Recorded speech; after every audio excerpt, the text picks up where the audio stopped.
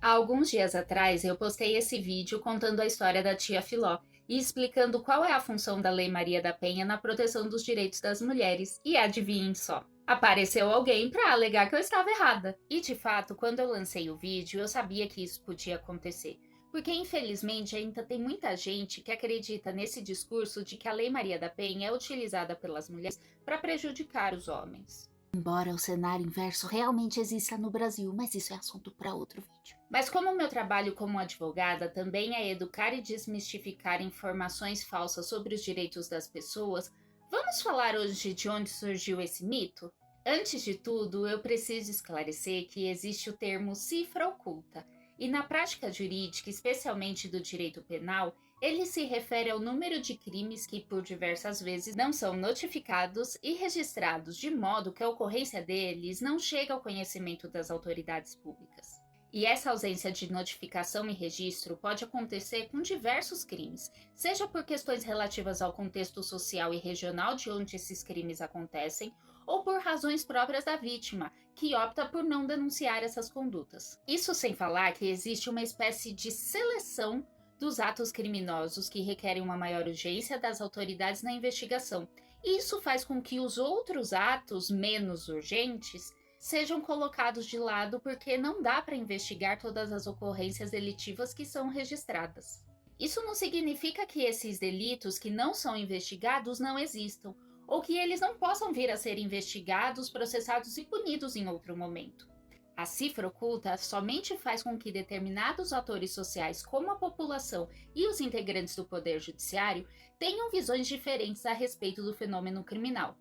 E nos crimes que envolvem a violência doméstica e de gênero, essa cifra oculta costuma ser bem maior do que a dos outros crimes. Porque, diante do contexto cultural em que vivemos na sociedade brasileira, muitas vítimas desse tipo de violência nem se reconhecem como vítimas, o que faz com que elas não denunciem ou, se venham a denunciar, nem sempre consigam receber um tratamento adequado para o caso delas. É só pensar em quantas vezes ouvimos relatos de mulheres que foram vítimas de revitimização ou que tiveram suas narrativas questionadas e minimizadas só por elas não seguirem padrões de vestimenta, de aparência ou de comportamento que são considerados como suficientemente respeitáveis pela sociedade.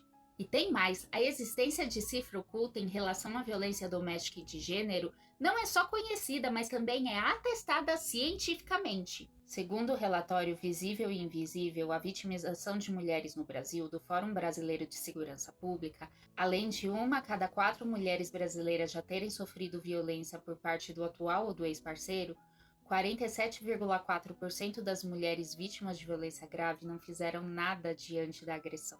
Isso quer dizer que, seja por medo das consequências de uma denúncia ou por terem sido desmotivadas a denunciar, infelizmente uma parte significativa das mulheres que são vítimas de violência se mantêm caladas e continuam vivendo a vida como se nada tivesse acontecido. Mas então, da onde surgiu esse mito de que mulheres fazem denúncias falsas para prejudicar os homens? Apesar dos estopins da efervescência recente desse fenômeno terem nomes e sobrenomes, essa é uma teoria que ronda o cotidiano forense desde que a Lei Maria da Penha foi promulgada. Justamente porque, para a maioria dos homens, é mais fácil minimizar e questionar o relato da vítima do que reconhecer que eles reproduzem uma série de comportamentos violentos ao longo da vida.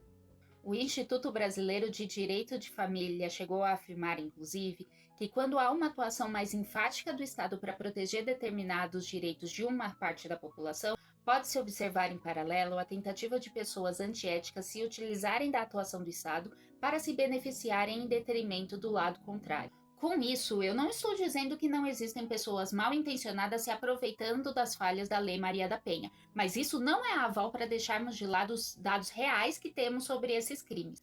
Até porque, além de não existirem dados científicos que corroborem essa interpretação, na verdade, quando contactado para comentar sobre isso, o Fórum Brasileiro de Segurança Pública afirmou categoricamente que os dados que eles possuem mostram o contrário. Os crimes de violência doméstica no Brasil são subnotificados.